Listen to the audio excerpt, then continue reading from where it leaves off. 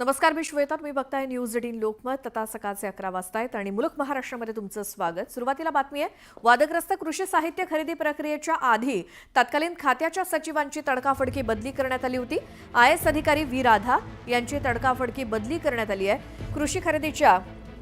कृषी साहित्य खरेदीच्या वाढीव किमतींबद्दल कृषी आयुक्त व्ही राधा यांच्याकडनं खरेदीला विरोध होत असल्यानं बदली झाल्याची चर्चा सुरू आहे. व्ही राधा या कडक शिस्तीच्या अधिकारी म्हणून त्यांची ओळख आहे. नीट अँड क्लीन अधिकारी म्हणून व्ही राधा यांची ओळख आहे.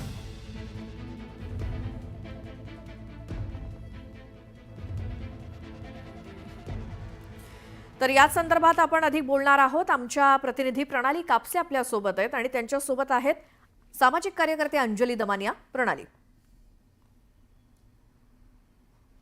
अंजली दमानिया यांनीच काही दिवसांपूर्वी माजी कृषी मंत्री धनंजय मुंडे यांच्यावर आरोप केला होता की त्यांनी कृषी साहित्य खरेदी करत असताना भ्रष्टाचार केलेला होता आणि त्या आरोपाचं खंडन करत धनंजय मुंडे यांनी असं म्हटलेलं होतं की हे सगळे आरोप खोटे आहेत.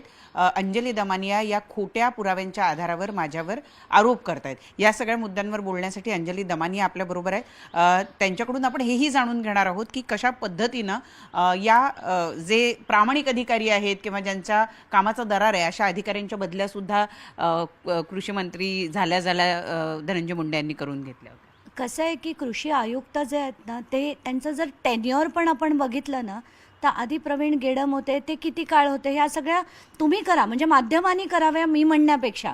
कारण ही जी खरी चौकशी बाहेर निघेल ना तर अशा चांगल्या अधिकाऱ्यांच्या बदल्या का झाल्या या सगळ्या गोष्टी निघतील बाहेर. तर आधी प्रवीण गेडम होते ते बदलले, रवींद्र बिनवडे होते ते बदलले, मग व्ही राधा होत्या त्या बदलल्या. आणि कोण आहे ते अधिकारी? ते अतिशय स्ट्रेट फॉरवर्ड असे मानले जाणारे हे अधिकारी आहेत. आणि का तर हे फक्त मंत्र्यांनी सांगितलेल्या ज्या डायरेक्शन्स दिल्या आहेत त्या मानल्या नाहीत आणि त्याच्या विरुद्ध कमेंट्स त्यांनी डायरेक्टली पेपर्सवर केल्या असतील तर असे अधिकारी बदलले जातात हे त्याच्यावरनं दिसेल. आणि का हा मोठा भ्रष्टाचार होऊ नये आणि खरंच शेतकऱ्यांकडे पैसे जावेत या ज्या भावनेने जे अधिकारी काम करतात ते या मंत्र्यांना नकोसे असतात म्हणून त्यांच्या तडकाफडकी एक नाही अनेक वेळा बदल्या केल्या जातात. तसंच काहीसं ते व्ही राधांच्या संदर्भात देखील 2 महिन्यापूर्वी आपण जेव्हा बातमी वाचली मी त्यांना तेव्हाच रीच आउट केलं होतं पण त्यांनी काही बोलल्या नाहीत त्याच्यावर. म्हणून का तर त्यांना कसं आहे की त्या तिथे असताना ब्युरोक्रेसीमध्ये असताना त्या जनरली कोणीच बोलणार नाही. तसंच काहीसं झालेलं आहे.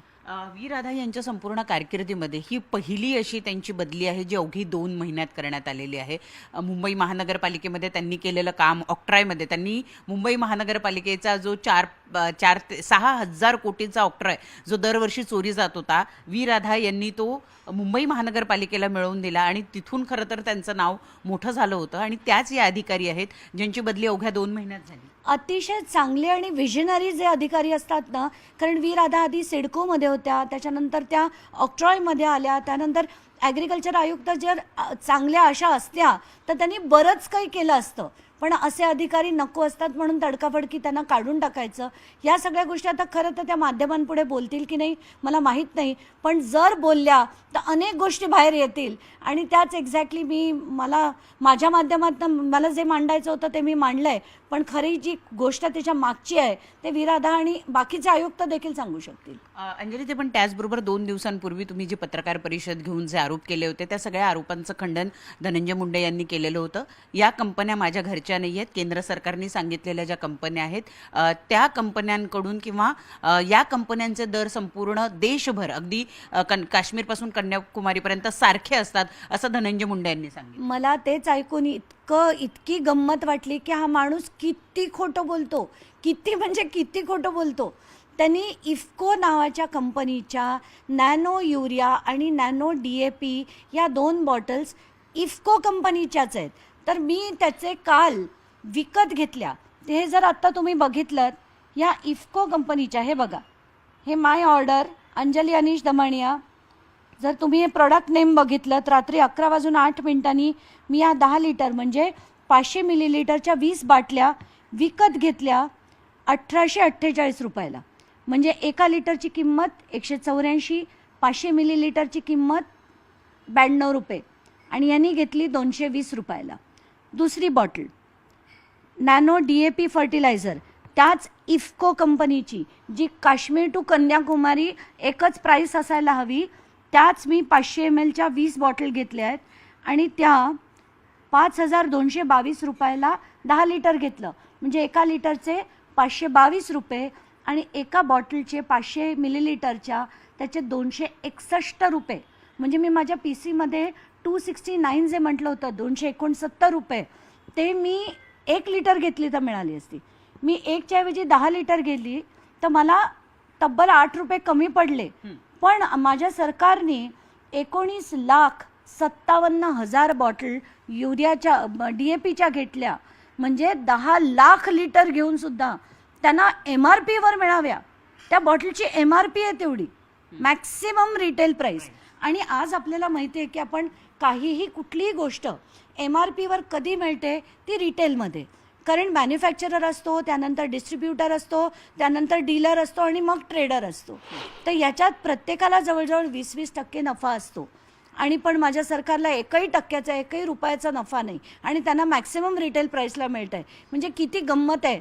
तर आत्ता मला आज सकाळी असं देखील कळलं आहे की एका माध्यमाने जाऊन रिॲलिटी चेक केलं की त्या ज्या बॅग्स आहेत, कॉटनच्या बॅग्स आहेत, त्या 577लाच मिळतात, 1250ला नाही. आणि सरकारने 6 लाख अशा बॅग जर घेतल्या असतील आणि त्या पण 1250ला, धक्कादायक आहे असं माध्यमाने दाखवलं आहे. तोच पंप जो बॅटरी ऑपरेटेड पंप जो 2-in-1 12 वोल्ट 12 amचा होता, तो त्या माध्यमाने दाखवला आहे की तो अनेक ठिकाणी नागपुरात मिळतोय आणि ते पण 2300 रुपयाला मिळतोय, GST सकट 2600ला मिळतोय. मी एक्झॅक्टली हेच म्हटलं होतं की आत्ताच्या घटकेला MAIDCचं रेट कॉन्ट्रॅक्ट जे आहे ते 2450ला आहे आणि 2026 पर्यंत ते रेट कॉन्ट्रॅक्ट असताना मग यांनी हे का घेतलं एवढ्या 3,425 रुपयाला, आणि ते पण 2,36,000 पंप्स घेतले. तर हे का घेतले? आणि जे 11 ऑक्टोबरचं जे मी म्हटलं टेंडर झालं नव्हतं, त्याचे मला सगळे डिटेल्स मिळाले नाही आहेत, पण ते पण 205 कोटीचं टेंडर होतं. म्हणजे एकूण जर आपण बघितलं सगळ्या टेंडर म्हणजे जे 550 कोटीच्या आसपास होतं, त्या 550 कोटीपैकी 70% पैसे हे धनंजय मुंडे यांनी खाल्लेत, याच्यात काहीच शंका नाही. परंतु आम्ही सगळ्या खरेदी आता काय अंजली दमानिया यांना विचारून करायच्या का, असाही सवाल त्यांनी त्या दिवशीच्या पत्रकार परिषदेमध्ये उपस्थित केला. मला विचारून नाही, खरं त्या खरेद्या करा, खरं ते योग्य त्या दरात करा, खरंच टेंडरिंग करा, नको त्या याच्याखाली तुम्ही टेंडर घालू नका. आणि जसं मी दाखवलं की महाटेंडरच्या MAIDCच्या नोगामध्ये घालून जर तुम्ही बॅटरी स्प्रेअर दिले, नोगा म्हणजे काय, केचप आणि जॅम विकत घेण्यासाठीचा जो विंडो होता, त्याच्याखाली कोणीतरी टेंडरर बघेल का? अशा गफले करून जर तुम्ही टेंडर्स काढताय आणि ते पण MRP वर कधी कुठलं जर सरकार घेत असेल, दुर्दैवी म्हणायला लागेल. आणि याच्यावर जर चौकशी लागली नाही तर आता मात्र मला असं वाटतं की देवेंद्र फडणवीसांनाच पहिलं रिस्पॉन्डंट बनवायला हवं. कारण त्यांनी चौकशी करण्याची सुद्धा तसदी जर घेतली नाही याची आणि या प्रकरणाची, तर आता खरंच त्यांना पहिलं रिस्पॉन्डंट बनवायला हवं आहे आता. त्यांनी आणखी एक आरोप केलेला आहे की जे काही आरोप तुम्ही विशेषतः या खरेदीच्या बाबतीत केलेल्या कृषी साहित्याच्या, असाच एक आरोप यापूर्वी हायकोर्टामध्ये गेला होता आणि हायकोर्टाने तो जो काही ज्यांनी अर्ज केलेला होता किंवा ज्यांनी तक्रार नोंदवलेली होती त्या व्यक्तीला आदेश दिले की आम्ही तुमची जी याचिका आहे त्या याचिकेचे शब्द कमी करा, त्या याचिकेचे पॅरा कमी करा, आणि ती त्यांनी ग्राह्य घेतली नाही. मी सगळ्या याचिका ज्या आहेत त्यांची माहिती घेतली, कारण तोपर्यंत या सगळ्या याचिका आहे ते मला माहीत नव्हतं. नागपूरची जी खंडपीठापुढे 2 याचिका आहेत, 2 PILs आहेत, त्याच्यात असं म्हटलं गेलं आहे की हे जे बॅटरी स्प्रेअर पंप आहेत ते यवतमाळसारख्या ठिकाणी 2650 रुपयाला दुकानात मिळत आहेत. तेव्हा कोर्टाने हे ऑब्झर्वेशन अतिशय सिरियस आहे असं म्हटलं आहे आणि सरकारला याच्यावर उत्तर देण्यासाठी सांगितलं आहे. त्याच्यासाठी आधी 2 आठवडे देऊन उत्तर आलं नाही, म्हणून AGनी आता सबमिशन केलं आहे की या नेक्स्ट डेटच्या आधी ते सबमिशन करणार आहेत याचं. आणि याच्यावर ताशेरे ओढलेत कोर्टाने त्यांना, आणि मंत्री म्हणतात की काही नाही. दुसरं ते जे म्हणाले मुंबई हायकोर्टात जे मॅटर होतं त्याची देखील मी माहिती घेतली, तेव्हा असं कळतंय की ज्या व्यक्तीने ते ॲप्लिकेशन केलं होतं त्या व्यक्तीने त्या टेंडरमध्ये भाग घेतला नव्हता, म्हणून कोर्टाने सांगितलंय की हे आपण करायला नको. तुम्ही जर भाग घेतला असता तर ऑब्जेक्ट करू शकता, नाहीतर ऑब्जेक्ट करू शकत नाही. पण म्हणजे दिसतंय की मंत्री किती खोटं आणि काय लेवलचं खोटं बोलतात. नक्की आपण पाहतोय की असे अनेक मुद्दे आहेत. आणखी काही मुद्दे जे आहेत त्या मुद्द्यांवर आपण अंजलीताई यांची प्रतिक्रिया घेणारच आहोत. कारण काही मुद्दे असे आहेत ते अजूनही खोडून काढण्यामध्ये म्हणावं तसं धनंजय मुंडेंना सुद्धा यश आलेलं नाहीये. बिलकुल. प्रणाली, या सगळ्या संवादासाठी धन्यवाद. आणि या